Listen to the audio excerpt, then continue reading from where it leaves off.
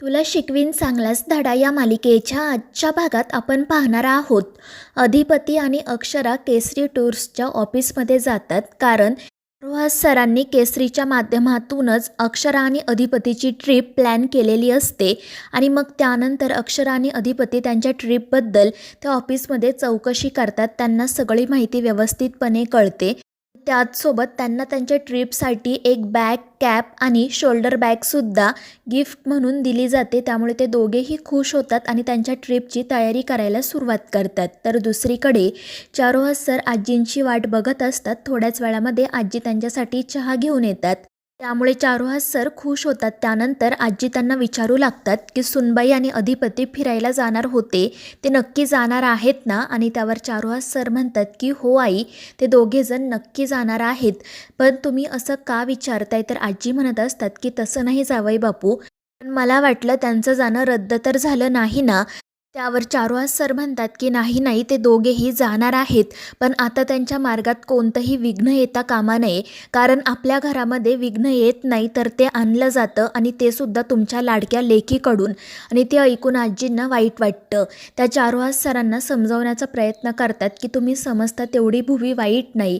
तर चारुहास सर म्हणत असतात की जेवढं मी तिला शब्दांमध्ये वाईट ठरवतो ना, त्यापेक्षा जास्त तुमची मुलगी वाईट आहे.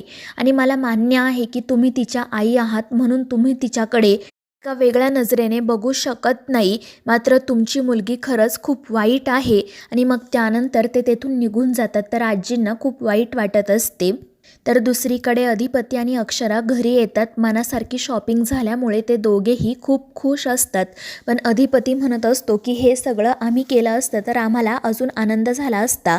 आमच्या बापाने हे सगळं करायची गरज नव्हती. पण अक्षरा त्याला समजावते की बाबा हे सगळं आनंदाने मनापासून करत आहेत ना, मग तुम्ही उगाच आता मोडता घालू नका. आणि त्यावर अधिपती म्हणतो की ठीक आहे, आता आपण दुसऱ्या कोणत्या तरी विषयावर बोलू. त्यांचं कौतुक पुरे झालं. आणि त्यावर अक्षरा म्हणते की अधिपती, मला तुमच्याशी एका वेगळ्या विषयावर बोलायचं आहेच. आणि मग त्यानंतर ती शाळेमध्ये घडलेला प्रकार अधिपतीला सांगते. ती म्हणते की काही मुलांची आपल्याला फी माफी करावीच लागेल, नाहीतर त्यांचं शिक्षण बंद होईल. तर अधिपती म्हणतो की तुम्ही काळजी करू नका, पैशाअभावी कोणाचंही शिक्षण कधीच बंद होणार नाही. आम्ही त्यांची फी माफी करू, मात्र त्याआधी एकदा आम्हाला आईसाहेबांसोबत बोलावं लागेल. त्यावर अक्षरा म्हणते पण त्या मॅडमला चालेल ना, कारण त्यांना आधी शिक्षणाचा, शाळेचा तिरस्कार वाटतोय. त्यावर अधिपती म्हणतो की काळजी करू नका, आपण मिळून त्यांना समजावू. आणि त्यामुळे अक्षरासुद्धा हो म्हणते.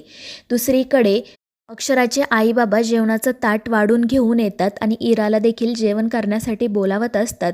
मात्र ती रुसून एका कोपऱ्यात बसलेली असते. आई तिला समजवण्याचा प्रयत्न करते पण इरा ऐकत नाही. ती आईंचा हात झटकते आणि विचारते, हे काय चाललंय तुझं? प्रत्येक वेळी तू माझ्यावर का चिडचिड करत असते, का ओरडत असते? मी तुझी मुलगी आहे, शाळेतली विद्यार्थिनी नाही, हे लक्षात ठेव. आणि मग त्या दोघीजणी पुन्हा एकमेकींशी वाद घालू लागतात. अक्षराची आई म्हणत असते की इरा, तुम्हाला खरंच सांग की तू आणि निखिलने लग्नाचा काय विचार केला आहे? तुम्ही कधी लग्न करणार आहात? मात्र इरा त्यावर काहीच उत्तर देत नाही. दुसरीकडे अक्षरा किचनमध्ये काम करत असतानाच आजी त्या ठिकाणी येतात. त्या अक्षराला त्यांची फिरायला जाण्याची तयारी झाली की नाही ते विचारतात. त्यावर अक्षरा सगळी तयारी झाल्याचं सांगते. त्यामुळे आजी देखील खुश होतात. आणि मग त्यानंतर त्या हसतच अक्षराला म्हणतात की मी दिलेला आशीर्वाद फळाला येऊ दे म्हणजे झालं. त्यामुळे अक्षराला अजून खाली मान घालते. त्यानंतर आजी तेथून निघून जातात. तर अधिपती त्या ठिकाणी येतो. तो अक्षराच्या जवळ जाण्याचा प्रयत्न करत असतो, पण अक्षरा मोठ्याने मॅडम असं ओरडते. त्यामुळे तो हसतच बाजूला होतो. आणि मग त्यानंतर अक्षरा त्याला सांगते की तुम्ही तुमचं काम करा, मला माझं काम करू द्या. आणि त्यामुळे अधिपती हसतच बाहेर जातो. दुसरीकडे अक्षराची आई आणि इराचा वाद अजूनही सुरूच असतो. आई इराला म्हणत असते की तू निखिलसोबत बोलली आहेस की नाही, तुम्ही लग्नाचा काय विचार केला आहे ते सांगा. पण इरा म्हणत असते की जोपर्यंत आम्ही सेटल होत नाही तोपर्यंत आम्ही लग्न करणार नाही. त्यावर आई तिला समजावते की अगं, सेटलमेंट ही एक प्रक्रिया आहे, ते सगळं हळूहळू होतं. मात्र इरा काही ऐकायला तयारच नसते आणि त्यामुळे त्या दोघींचा वाद वाढतच जातो. बाबामध्ये पडत त्यांना समजवण्याचा प्रयत्न करतात, पण त्या दोघीही गप्प बसत नाही.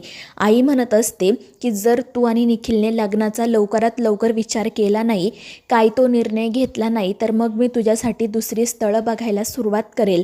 आणि ते ऐकून इरा तर खूपच चिडते आणि मग त्यानंतर आई तिला समजावते, शांत करते आणि तिला जेवण करायला सांगते. पण इरा रागाच्या भरात जेवणाचं ताट फेकून देते, त्यामुळे सगळ्यांनाच धक्का बसतो. दुसरीकडे अक्षरा काहीतरी गोडधोड करायचं म्हणून फ्रूट कस्टर्ड करत असते. मात्र तितक्यात भुवनेश्वरी त्या ठिकाणी येते आणि या गोष्टीवरून ती अक्षरालाच खूप सुनावते. ती असंही म्हणते की अधिपतीला हे असलं काही आवडत नाही, पण अक्षरा सांगते की अधिपतींना ही डिश खूप आवडते, त्यांनी खाल्लीसुद्धा आहे. त्यामुळे भुवनेश्वरी नाराज होते. तर मित्रांनो, या मालिकेच्या पुढील भागांच्या अपडेट्ससाठी आपल्या चॅनेलला सबस्क्राईब करा.